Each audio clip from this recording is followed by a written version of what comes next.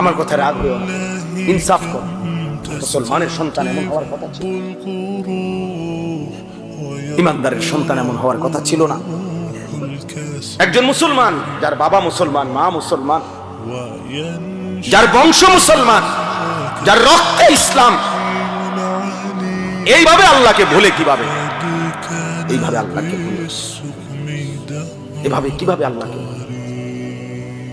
আমি দাঁড় করাইতে পারবো তো ভাই? দেখো, তোমরা যারা আজকের সারাদিনে এক ওয়াক্ত নামাজ পড়ো নাই, আমি তো দাঁড় করাইতে পারবো।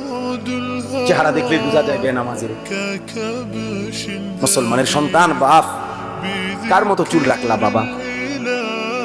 যে বেঈমান তোমার মার বোনের উপরে জুলুম করছে,